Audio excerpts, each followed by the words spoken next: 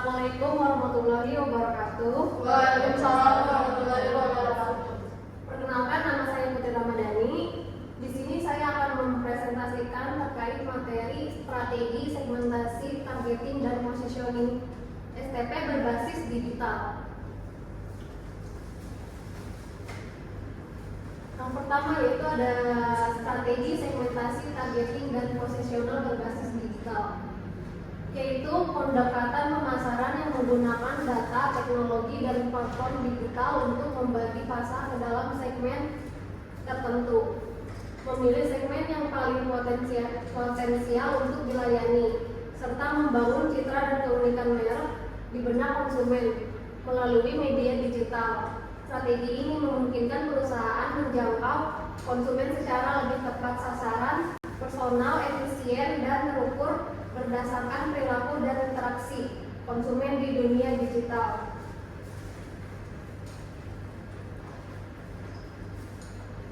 Selanjutnya yaitu ada segmentasi berbasis digital. Segmentasi berbasis digital adalah strategi membagi pasar ke dalam kelompok konsumen yang memiliki karakteristik serupa dengan menggunakan data digital. Selanjutnya, segmentasi berbasis digital dilakukan berdasarkan yang pertama yaitu ada demografi digital berdasarkan usia, gender, lokasi, pendidikan, data dari media sosial atau Google Analytics.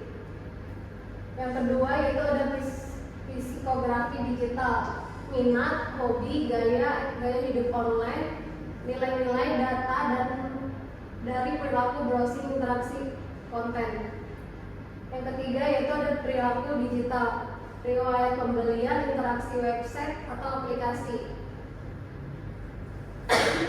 Yang terakhir yaitu ada geografi digital, yaitu berdasarkan kota, wilayah, target iklan lokal.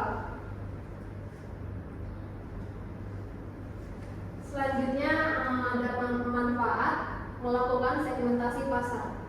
Yang pertama itu gagasan pemasaran menjadi lebih luas. Dengan melakukan segmentasi pasar, bisa memiliki daya data yang terukur sehingga bisa melakukan proses pemasaran yang lebih baik dan akurat, lebih baik dan akurat. Yang kedua yaitu lebih mudah mengatur produk. Bisa mengatur produk sesuai dengan segmentasi yang ditargetkan, sehingga meminimalisir menyimpan produk yang memiliki permintaan yang rendah. Yang ketiga yaitu menentukan perbandingan antar pasar dengan mengelompokkan jenis konsumen, memudahkan perbandingan jenis atau segmen kelompok mana yang lebih banyak dalam membeli produk. Selanjutnya yaitu ada targeting, proses pemilihan segmen pasar untuk dituju dengan kampanye pemasaran yang sesuai, bertujuan untuk memastikan bahwa diterima oleh audiens yang mungkin tertarik dan memiliki kemungkinan terbesar membeli produk atau layanan. Melibatkan analisis demografi, perilaku, dan lokasi konsumen potensial untuk menentukan segmentasi pasar yang tepat, sehingga bisa menyesuaikan strategi pemasaran, konten, dan kanal pemasaran untuk mencapai audiens yang dipilih.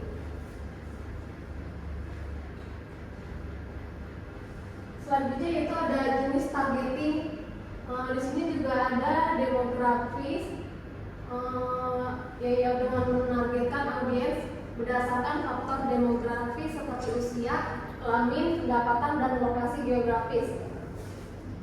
Yang kedua yaitu ada psikografi, menargetkan audiens berdasarkan tipe kepribadian, gaya hidup, nilai, dan minat.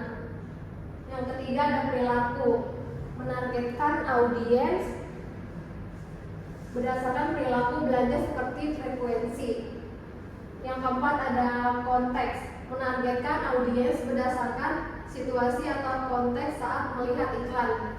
Yang kelima ada teknologi, menargetkan audiens berdasarkan perangkat dan teknologi yang mereka gunakan seperti smartphone atau komputer. Yang keenam ada retargeting, menargetkan audiens yang sudah pernah melakukan interaksi dengan perusahaan seperti mengunjungi situs web, atau menambahkan item keranjang belanja. Yang ketujuh, ada segmentasi pasar vertikal, menargetkan audiens dalam segmen pasar tertentu seperti konsumen senior atau ibu rumah tangga. Yang terakhir yaitu ada personal, menargetkan audiens berdasarkan profil konsumen yang dibuat berdasarkan data dan analisis.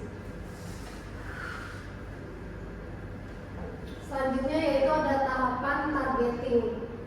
Yang pertama yaitu identifikasi pasar sasaran. Ini melibatkan identifikasi kelompok konsumen yang memiliki kebutuhan dan keinginan yang sesuai dengan produk atau jasa yang ditawarkan. Yang kedua yaitu ada segmentasi pasar. Proses ini melibatkan pembagian pasar sasaran menjadi subkelompok yang lebih kecil dengan karakteristik yang serupa. Yang ketiga yaitu ada evaluasi segmen pasar. Tahap ini melibatkan evaluasi segmen pasar untuk menentukan segmen mana yang paling menguntungkan dan memiliki potensi peningkatan yang baik. Yang keempat yaitu pemilihan pasar sasaran. Proses ini melibatkan pemilihan segmen pasar yang akan difokuskan oleh perusahaan dan produk atau jasa yang ditawarkan. Yang terakhir, strategi pemasaran. Setelah pasar sasaran dipilih, perusahaan dapat mengembangkan strategi pemasaran yang tepat untuk memenuhi kebutuhan dan keinginan pasar sasaran. Ini dapat melibatkan penentuan posisi produk, harga, promosi, dan saluran distribusi. Selanjutnya ada positioning. Positioning yaitu adalah proses memperkenalkan dan memperkuat produk atau merek dalam benak konsumen, identifikasi target, dan menciptakan strategi pasar pemasaran yang unik dan menonjol. Tujuannya adalah membedakan produk dari pesaing dan membentuk kesadaran merek dan preferensi dalam pikiran konsumen. Melibatkan pemetaan produk terhadap pesaing dan membuat perbedaan yang jelas antara produk perusahaan dan produk pesaing. Contohnya, mempromosikan produk dengan harga terjangkau, kualitas terbaik, atau fitur unik. Strategi ini bisa dilakukan melalui berbagai kanal pemasaran seperti iklan, promosi, dan perilaku pembelian.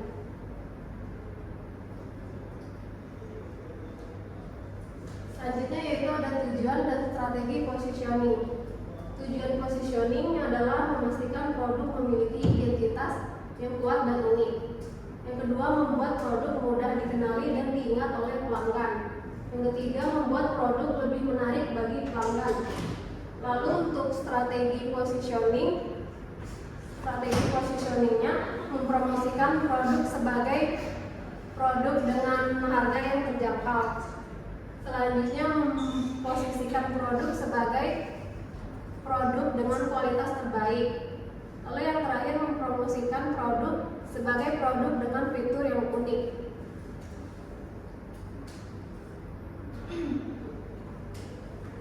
Lalu di sini ada tahapan positioning.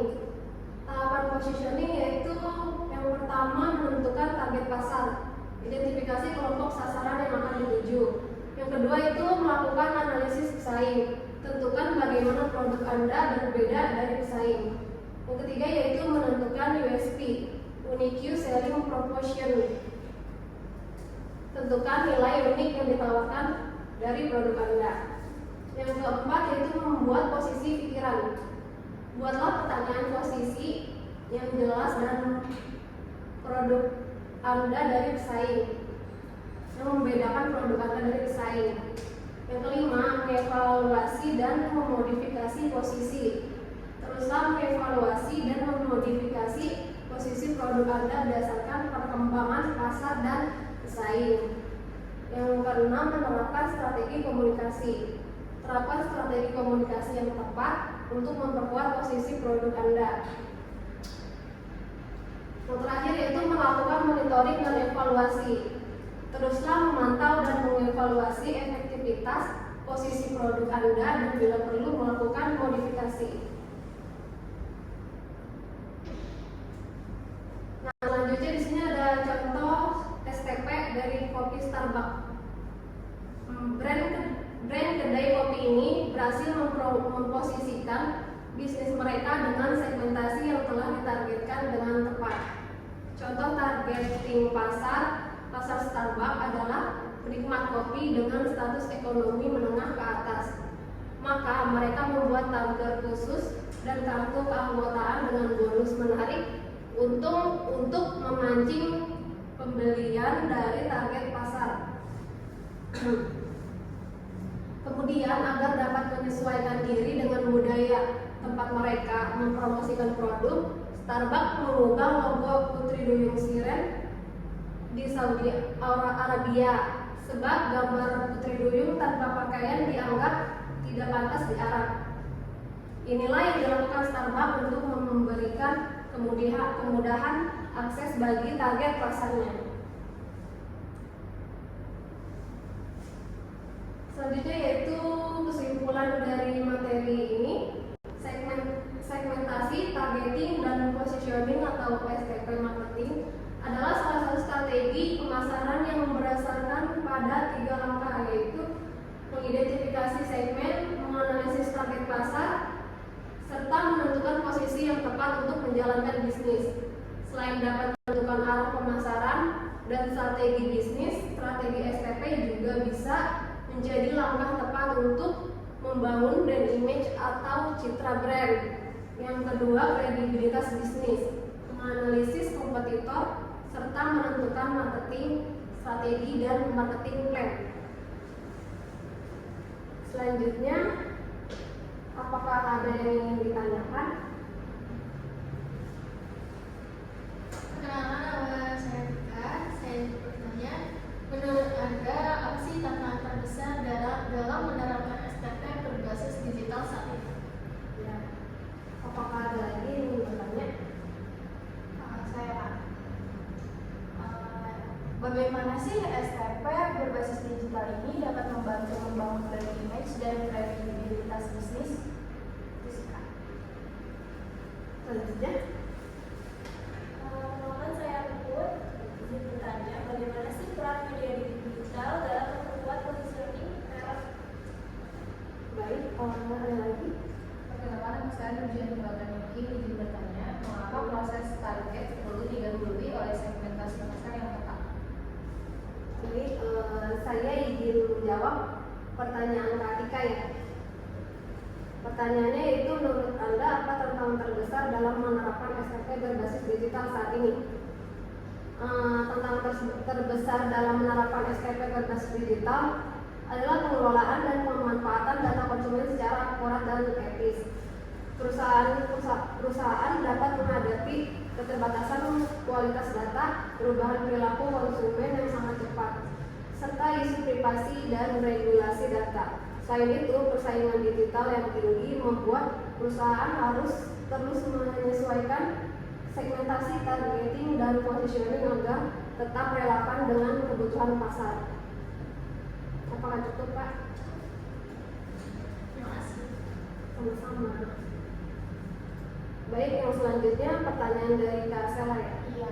Bagaimana STP berbasis digital dapat membantu membangun brand image dan kredibilitas bisnis?